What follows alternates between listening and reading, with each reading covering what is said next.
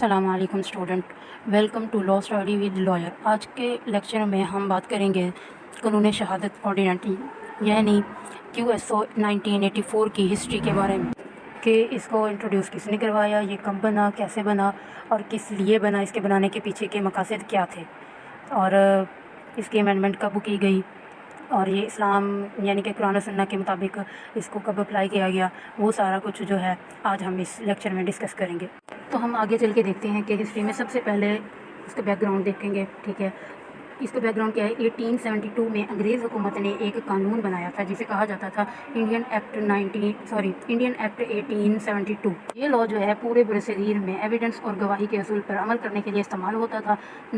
1947 यानी कि जब पाकिस्तान आज़ाद हुआ तो ये जो एक्ट था ये इस्तेमाल होता था। ठीक है, कई सालों तक यही इसी के एक्ट के मुताबिक ही कोर्ट केसेस डिसाइड करती रही। ठीक है, जब इरा ऑफ जनरल ज़ियाउल हक शुरू हुआ तो यानी कि उसको इस्लामाइजेशन का दौर भी कहा जाता है, वो था 1979 से लेके 1984 तक। इस दौरान कोशिशें की गई कि लॉज जो है वो कुरान और सुन्नत के मुताबिक बनाए जाए।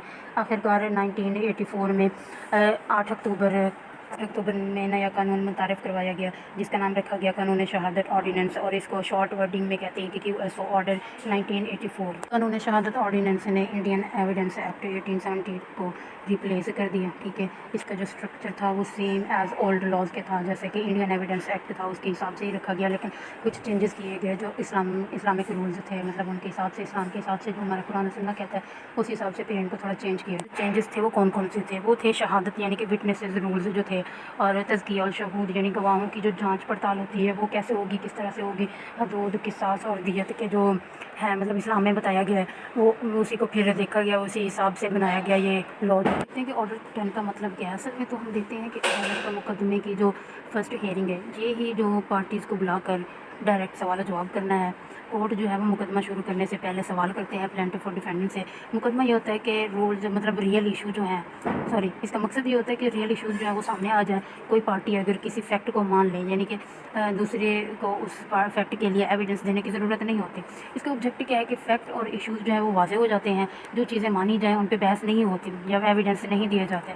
और इससे ये भी होता है कि सेविंग ऑफ टाइम है। ठीक है, और लॉन्ग टाइम प्रोसेस जो है उनसे भी बचा जा सकता है। ठीक है, इस एग्जांपल क्या है कि एक प्रॉपर्टी केस है। ठीक है, उसमें अगर डिफेंडेंट मान लेता है कि ये ज़मीन जो है इसकी है, ठीक है, लेकिन जो बाउंड्री जो इख्तलाफात है ना हमारे वो हैं बाउंड्री के ऊपर, तो कोर्ट क्या करता है कि अब वो ऑनरशिप के ऊपर वक्त ज़ाया नहीं करेगी। वो क्या करेगी, वो सिर्फ बाउंड्री के ऊपर एविडेंस से लेगी उनसे, बाउंड्री इशूज़ जो होंगे उनके लिए उनको उसी के लिए ही वो कहेगी, वो कोर्ट कहेगी कि एविडेंस लाओ, तब जाके अपने बाउंड्री इशूज़ जो हैं इख्तलाफात जो हैं उनको सॉल्व कर लिया जाएगा। मतलब यही चीज़ होती है इसके अंदर। हम देखते हैं कि QSO के मतलब कितने पार्ट्स हैं, कितने चैप्टर हैं, वो सारा कुछ हम अभी करेंगे। उसके ये है कि उसके हैं जी 3 पार्ट्स हैं और उन 3 पार्ट्स के अंदर अलग अलग चैप्टर दिए गए हैं। पहला जो पार्ट है उसके 6 चैप्टर हैं, दूसरे पार्ट के 2 चैप्टर हैं और जो तीसरा पार्ट है उसके 5 चैप्टर हैं।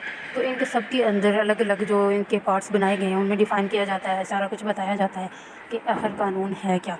उम्मीद करती हूँ कि आज का लेक्चर जो है वो आपको समझ आ गया होगा। नेक्स्ट लेक्चर जो होगा वो हम इसका कानून शहादत ऑर्डिनेंस का पूरा पहला जो पार्ट होगा उसके मुतालिक करेंगे, उसके पहले चैप्टर के मुतालिक उसके जो सारे आर्टिकल्स हैं उनको देखेंगे कि आखिर उनमें क्या बताया गया है। और अब दुआ में याद रखिएगा अपनी प्यारी सिस्टर को, अपनी प्यारी टीचर्स को। चैनल को सब्सक्राइब करना, लाइक करना ना भूलिएगा। अपने फ्रेंड्स के साथ शेयर करें, जो आपके क्लासमेट्स हैं, आपके क्लास फेलोज़ हैं, उनके साथ शेयर करें ताकि सबको ये मिल सके लेक्चर। और आप भी सब्सक्राइब कर लें ताकि आने वाला हर लेक्चर जो है वो फौरी तौर पर आपके पास पहुँच जाए। शुक्रिया मेरे प्यारे स्टूडेंट्स, अल्लाह हाफिज़।